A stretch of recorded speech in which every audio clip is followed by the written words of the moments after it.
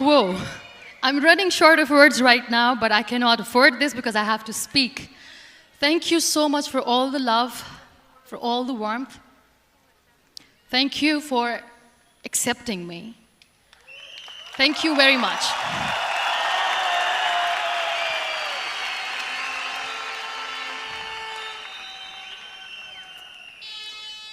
Well, I always start my talk with a disclaimer. And that disclaimer is that I've never claimed to be a motivational speaker. Yes, I do speak, but I feel more like a storyteller because wherever I go, I share a story with everyone. Well, it is a story of a woman whose perfectly imperfect life made her who and what she is today. It's the story of a woman who, in pursuit of her dreams and aspirations, made other people realize that if you think that your life is hard and you're giving up on that because you think your life is unfair, think again. Because when you think that way, you are being unfair to your own self. It's the story of a woman who made people realize that sometimes problems are not too big. We are too small because we cannot handle them.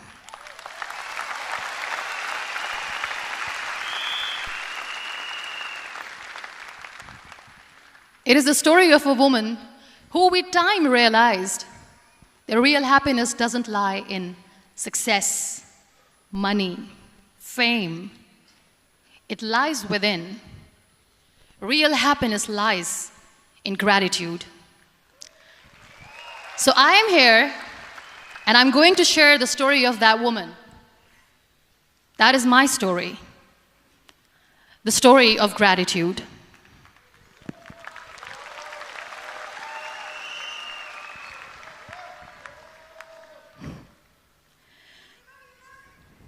I love you too. I love you all. I believe in the power of words. Many people speak before they think. But I know the value of words. The words can make you, break you, they can heal your soul, they can damage you forever. So I always try to use the positive words in my life wherever I go. They call it adversity, I call it opportunity. They call it weakness, I call it strength. They call me disabled, I call myself differently abled. They see my disability. They see my disability, I see my ability. There are some incidents that happen in your life, and those incidents are so strong that they change your DNA. Those incidents or accidents are so strong that they break you physically. They deform your body, but they transform your soul.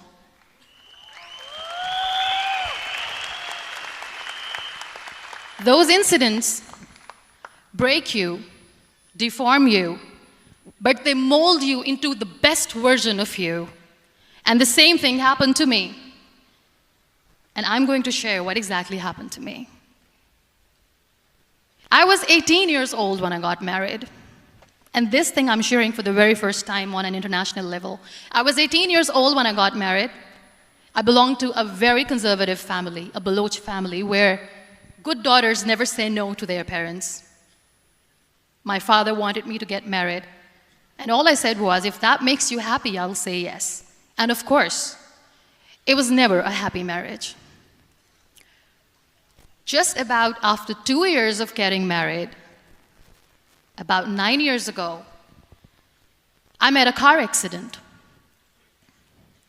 Somehow my husband fell asleep and the car fell in the ditch. He managed to jump out, saved himself. I'm happy for him. But I stayed inside the car and I sustained a lot of injuries. The list is a bit long. Don't get scared. I'm perfectly fine now. Radius ulna of my right arm were fractured. The wrist was fractured. Shoulder bone and collarbone were fractured. My whole rib cage got fractured. And because of the rib cage injury, lungs and liver were badly injured. I couldn't breathe. I lost urinary bowel control. That's why I have to wear the bag wherever I go. But that injury that changed me and my life completely as a person and my perception towards living my life was the spine injury. 3 vertebrae of my backbone were completely crushed, and I got paralyzed for the rest of my life. So this accident took place in a far-flung area in the outskirts of a very small province, Balochistan, where there was no first aid, no hospital, no ambulance. I was in the middle of nowhere in that toppled car. Many people came to rescue. They gave me CPR. They dragged me out of the car. And while they were dragging me out, I got the complete transection of my spinal cord. And now there was this debate going on. Should we keep it here? She's going to die. Where should we go? There is no ambulance. There was this 4-wheeler Jeep standing in the corner of the street. They said, put her in the back of the Jeep and take her to the hospital, which is 3 hours away from this place. And I still remember that bumpy ride. I was all broken. They threw me at the back of the Jeep and they rushed me to the hospital. That is where I realized that my half body was fractured and half was paralyzed. I finally ended up in a hospital where I stayed for 2.5 months. I underwent multiple surgeries. Doctors have put a lot of titanium in my arm. There's a lot of titanium at my back to fix my back. That's why people in Pakistan call me the Iron Lady of Pakistan.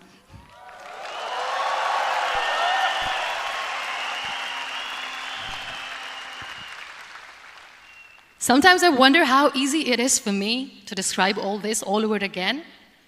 And somebody has rightly said that when you share your story and it doesn't make you cry, that means you have healed.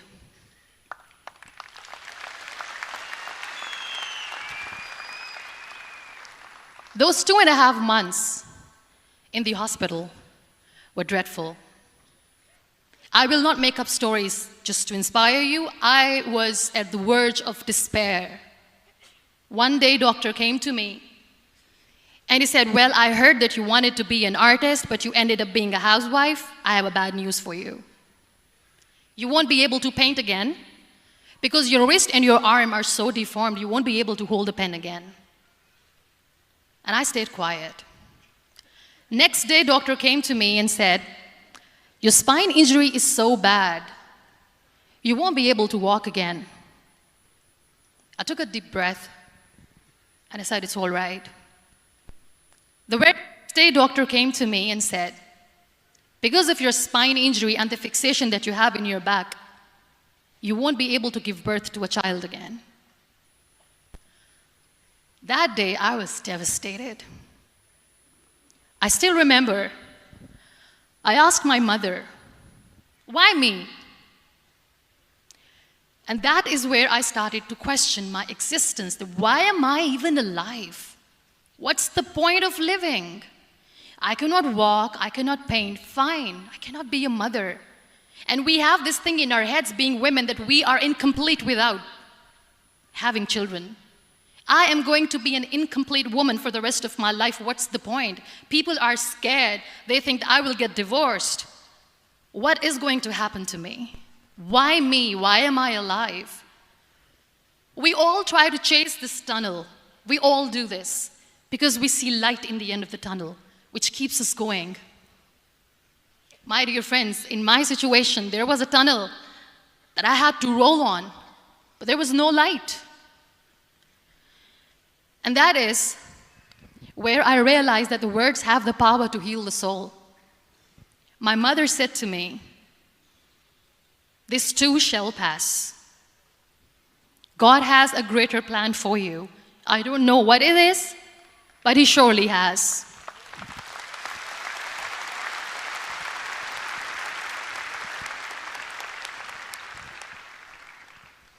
And in all that distress and grief, somehow or the other, those words were so magical that they kept me going. I was trying to put that smile on my face all the time, was hiding. It was so hard to hide the pain, which was there. But all I knew was that if I will give up, my mother and my brothers will give up too.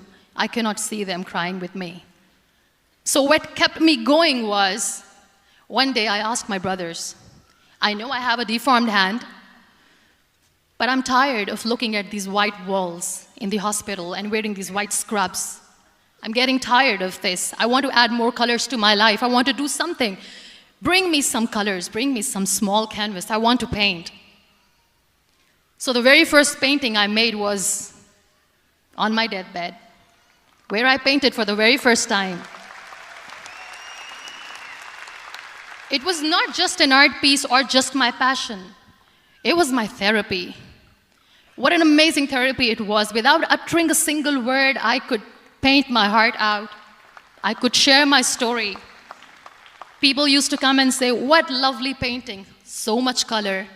Nobody could see the grief in it. Only I could. So that's how I spent 2.5 months in my hospital, crying, never complaining or whining, but painting. And then I was discharged, and I went back home. And I went back home, and I realized that I have developed a lot of pressure ulcers on my back and on my hip bone. I was unable to sit. There were a lot of infections in my body, a lot of allergies. So doctors wanted me to lie down on the bed straight for not 6 months, for not 1 year, for 2 years. I was bedridden, confined in that one room, looking outside the window, listening to the birds chirping, and thinking maybe there will be a time when we'll be going out with the family and enjoying the nature. That was the time where I realized how lucky people are, but they don't realize. That is the time where I realized that the day I'm going to sit, I'm going to share this pain with everyone to make them realize how blessed they are, and they don't even consider them lucky. There are always turning points in your life. There was a rebirth day that I celebrated. After 2 years and 2.5 months, when I was able to sit on a wheelchair, that was the day when I had the rebirth. I was a completely different person. I still remember the day I sat on the wheelchair for the first time, knowing that I'm never going to leave this, knowing that I won't be able to walk for the rest of my life. I saw myself in the mirror, and I talked to myself. And I still remember what I said. I cannot wait for a miracle to come and make me walk.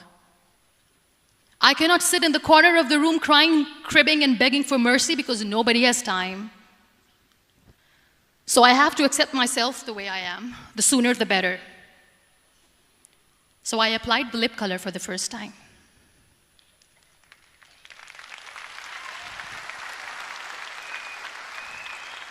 And I erased it. And I cried. And I said, what am I doing? A person on a wheelchair should not do this. What will people say? Clean it up. Put it again. This time I put it for myself. Because I wanted to feel perfect from within.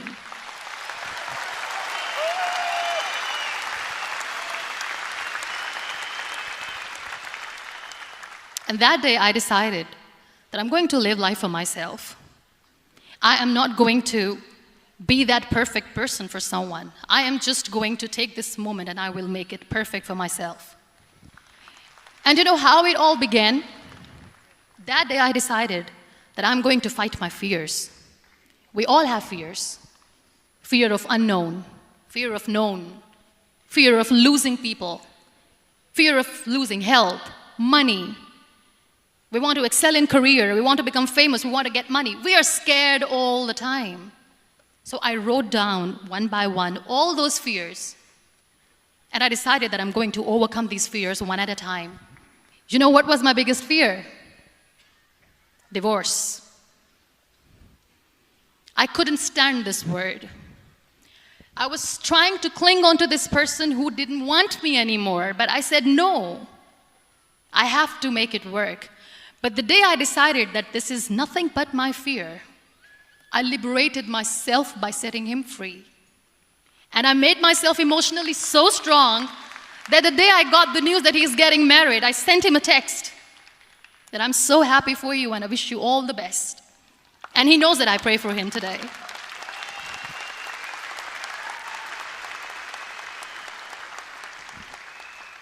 My biggest fear, number 2, was I won't be able to be a mother again.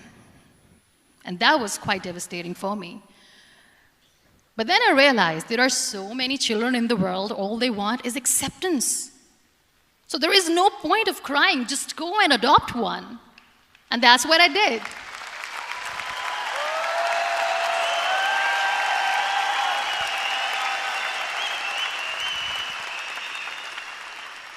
I gave my name in different organizations, different orphanages. I didn't mention that I'm on a wheelchair, dying to have a child. So I just told them that this is Muniba Mazari and she wants to adopt a boy or girl, whatsoever, but I want to adopt a kid. And I waited patiently. 2 years later, I got this call from a very small city in Pakistan. I got a call and they said, "Are you Muniba Mazari? There is a baby boy and would you like to adopt?" And when I say yes, I could literally feel the labor pain. I said, yes, yes, I am going to adopt him. I am coming to take him home.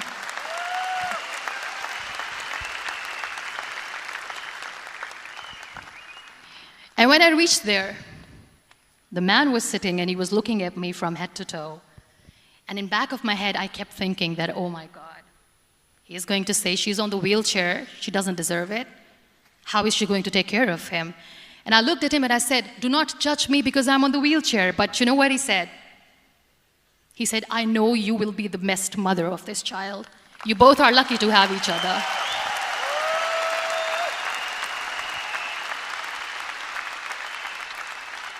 And that day, that was 2 days old, and today he's 6.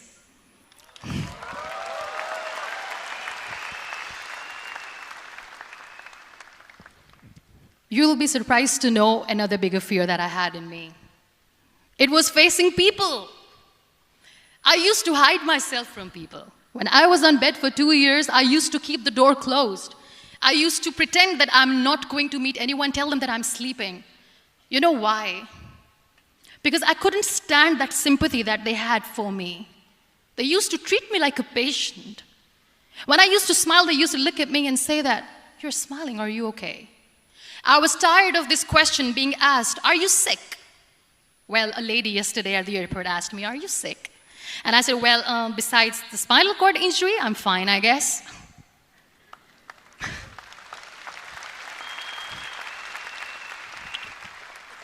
But those are really cute questions. They never used to feel cute when I was on the bed. So I used to hide myself from people, knowing that, oh my God, I'm not going to see that sympathy in their eyes. It's all right. And today I'm here speaking to all these amazing people because I have overcome the fear.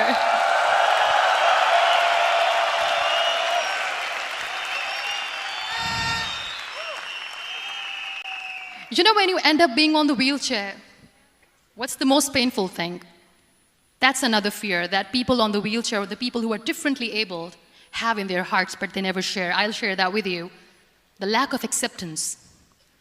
People think that they will not be accepted by the people because we, in the world of perfect people, are imperfects. So I decided that instead of starting an NGO for disability awareness, which I know will not help anyone, I started to appear more in public. I started to paint. I always wanted to. I have done a lot of exhibitions. I'm Pakistan's first wheelchair-bound artist. I have done a lot of modeling campaigns, different campaigns for brands like Tony and Guy.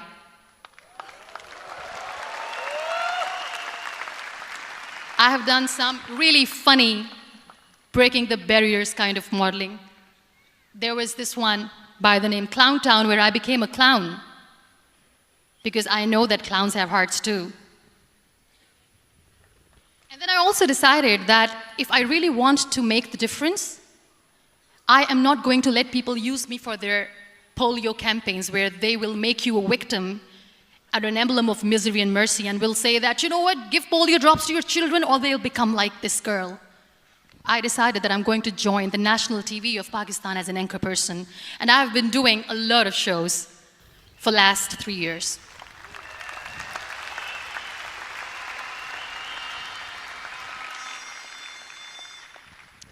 So when you accept yourself the way you are, the world recognizes you.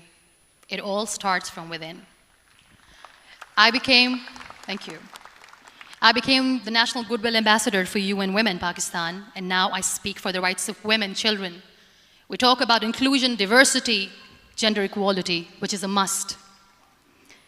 I was featured in BBC 100 Women for 2015. I'm one of the Forbes 30 under 30 for 2016.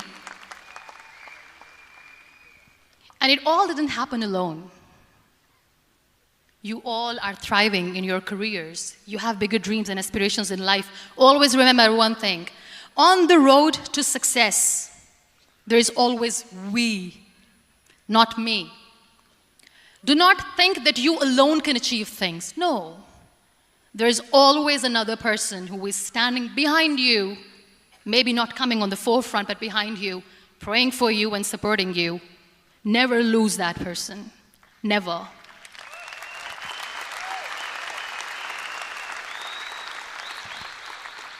No matter how much I say that I couldn't find a hero, so I became one, I still want to recognize those 3 people in my life who literally changed my life completely, and I get inspiration from them every single day. Waleed Khan.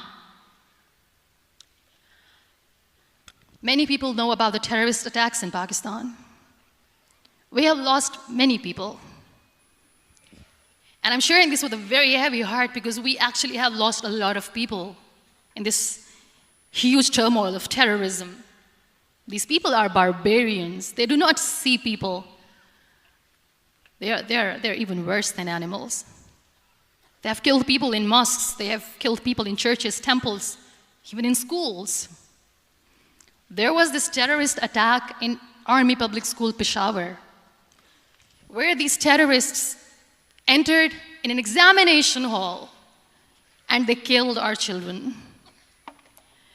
And in that attack, that day, this beautiful boy, Waleed Khan, who was my hero, my real-life hero, was the proctor who was taking care of the students, was keeping an eye on the students. Those barbarians shot him 3 times in the face, 5 times on his body, and he fell down. I was asked to give a talk in the school after a week of that terrorist attack. With a very heavy heart, I went there and I spoke. We sang a few national songs. I thought that maybe I've done my part, but deep inside, it was killing me. I could see children injured. I could see children sitting on the wheelchairs, looking at me, wondering, what next? What was our fault? Just because we were here to give examination, we have been shot. So many people, so many children lost their friends. Their classrooms were empty. The next day they went to the classroom. So this kid, Waleed Khan, I was asked that he is in a hospital right now, and you have to go and see him and motivate him and tell him that it's going to be okay. And when I saw Waleed Khan coming on the wheelchair for the first time in front of me, face was all deformed. His leg was fractured, his arm was fractured. He couldn't talk, he lost his teeth. He cannot sneeze, he cannot smell. He cannot eat. And I kept thinking, what should I say? That everything is going to be all right? No, nothing is all right. And while I was juggling with the words, what to say, what not to say, this beautiful child, Waleed Khan, came to me and he said, "Are you Muniba Mazari?" I said, "Yes." He said, "Baji, let's take a selfie."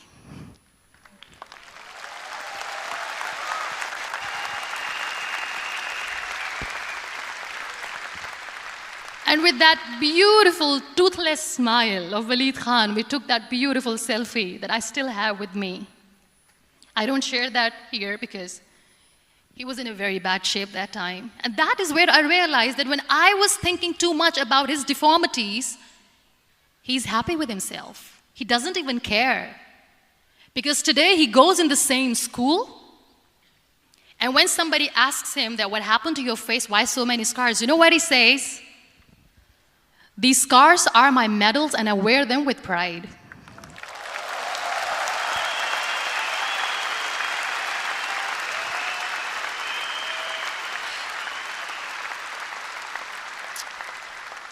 And how beautifully he says the terrorists wanted me not to study. I am going to study. I will become a doctor one day. And this is my way of taking revenge from those terrorists. Another real-life hero, of course, my son. His name is Nile, N-I-L-E, River Nile. I learned so much from this kid. The first and foremost thing is patience.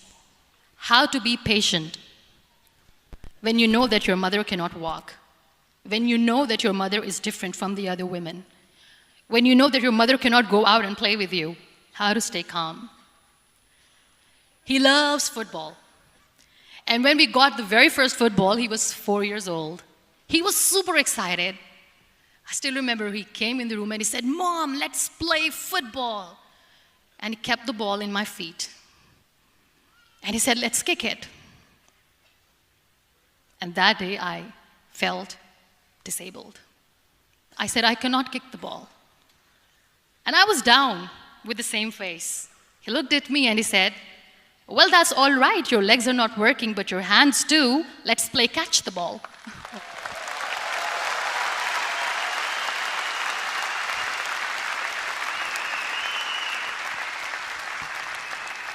You know what? That day he made me realize that when you think your glass is half empty, come on, your glass is half full.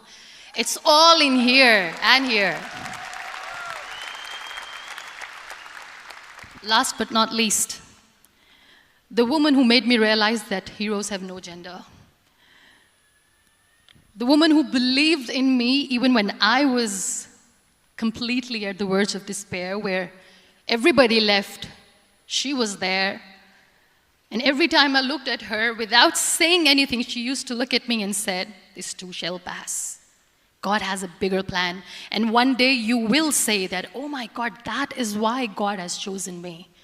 She never cried in front of me.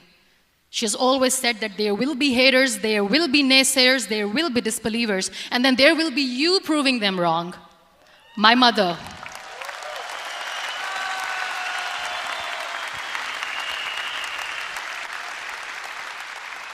Whatever I am today, I'm nothing without her. I'm nothing without her. Thank you, Mama. I wish you were here. Thank you for making me who I am today.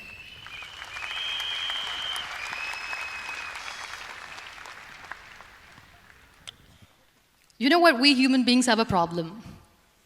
Out of many problems, there is one more, and this is a self-created one. We always expect ease from life. We have this amazing fantasy about life. This is how things should work. This is my plan. It should go as per my plan. If that doesn't happen, we give up. So my dear friends, let me tell you one thing. I never wanted to be on the wheelchair. Never thought of being on the wheelchair. I was always aspiring to do bigger things, but had no idea that for that I have to pay the price to be where I am today. It's a very heavy price. This life is a test and a trial, and tests are trials are never supposed to be easy. So when you are expecting ease from life, and life gives you lemons, then you make the lemonade, and then do not blame life for that, because you were expecting ease from a trial. Trials make you a stronger, better person. Life is a trial, and with time you realize that.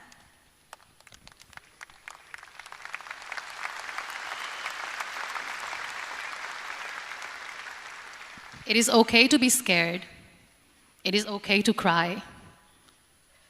Everything is okay, but giving up should not be an option. They always say that failure is not an option. Failure should be an option, because when you fail, you get up, and then you fail, and then you get up, and that keeps you going. That's how humans are strong.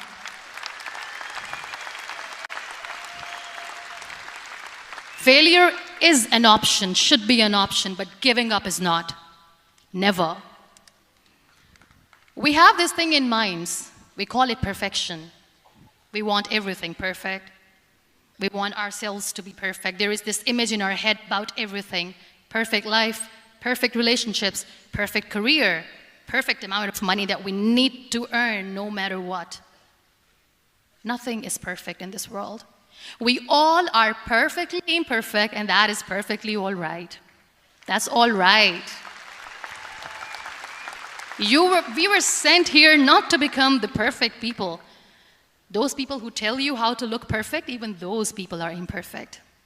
Trying to fight this fear of looking imperfect. I used to be perfect. I still remember. I got this compliment years ago when I used to walk. Oh my God, look at you. You're fair, you're tall, you're perfect. Look at me now.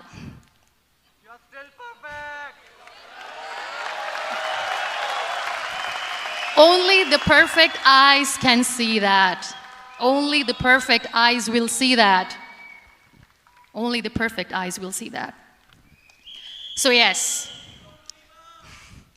in all those imperfections, you have to listen to your heart. You don't have to look good for people. You don't have to be perfect just because other people want you to be perfect. If your soul is perfect from within, that's all right. This is all what you want. This is all what you need to be. Our society has made very weird kind of norms to look perfect and great. For men, it's different. For women, it's different. We think too much about what people say. We listen to ourselves too little. You know what makes you perfect? When you make someone smile. You know what makes you perfect? When you try to do something good for the people around you. You know what makes you perfect? When you feel someone's pain. And how beautiful pain is that it connects you with people. No other medium can connect you with others but pain. That's why I always say that I'm in pain, and that's a blessing in disguise for me. Today, just because I'm in pain and I'm on the wheelchair, I work for children. Being the head of CSR for a company, we conduct medical camps in far-flung areas of Pakistan where so many kids die because they don't have medical facilities. And I personally believe just because they cannot afford to live doesn't mean we'll let them die. So we give them money, we give them medical treatment, we try to heal their wounds, physical and emotional. And I also work for the beautiful people. We call them third gender, the transgender community of Pakistan.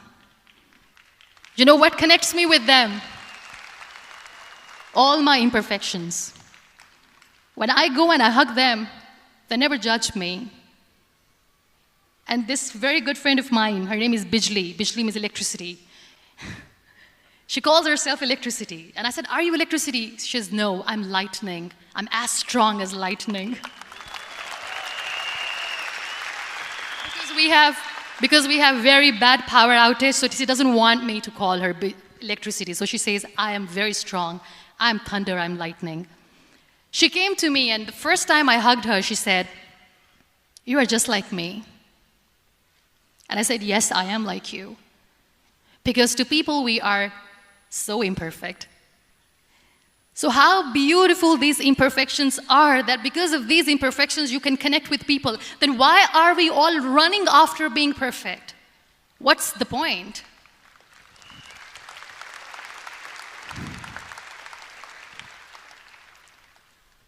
Every time I go in public, I always smile.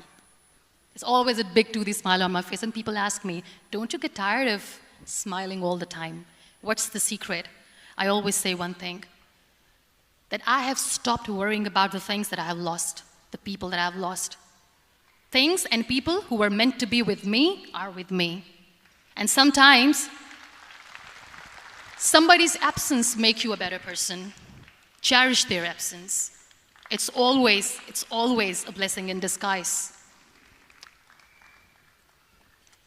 I always say that people are so lucky they don't even realize. You must be thinking, okay, you're lucky in what sense? Well, the breath that you just took was a blessing. Embrace it.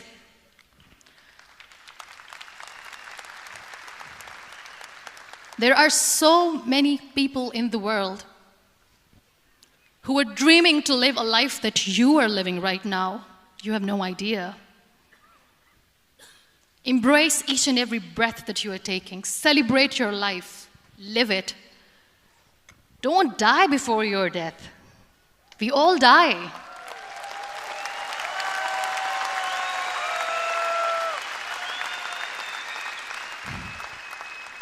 We live this one routine of a day for 75 years and we call it life. No, that's not life. If you're still thinking why you have been sent here, if you're still juggling with the concept of why you are here, you haven't lived yet. You work hard, you make money, you do it for yourself. That's not life. You go out, you seek for people who need your help, you make their lives better. You become that sponge which can absorb all the negativity, and you become that person who can emit beautiful, positive vibes. And when you realize that you have changed someone's life, and because of you, this person didn't give up, that is the day when you live. Always.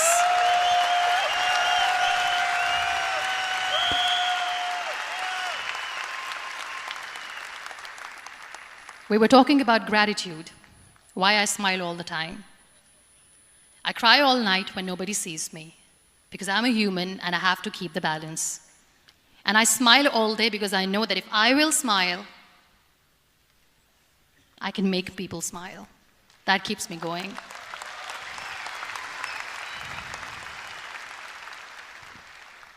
Be grateful for what you have, and you will always, always end up having more.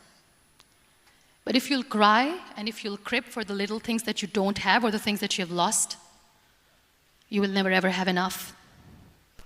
Sometimes we are too busy thinking about the things that we don't have that we forget to cherish the blessings that we have. I'm not saying that I'm not healthy and that makes me unlucky, but yes, it is hard. It is hard when I say that I cannot walk. It is hard to say when I wear this bag. It hurts. But I have to keep going, because never giving up is the way to live, always.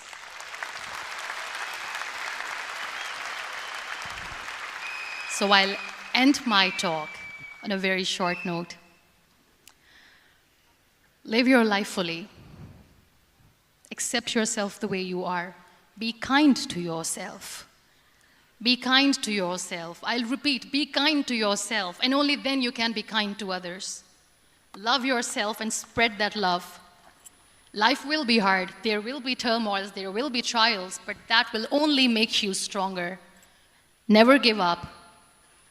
The real happiness doesn't lie in money or success or fame. I have this all, I never wanted this. Real happiness lies in gratitude. So be grateful, be alive, and live every moment. Thank you so much, everyone. Thank you.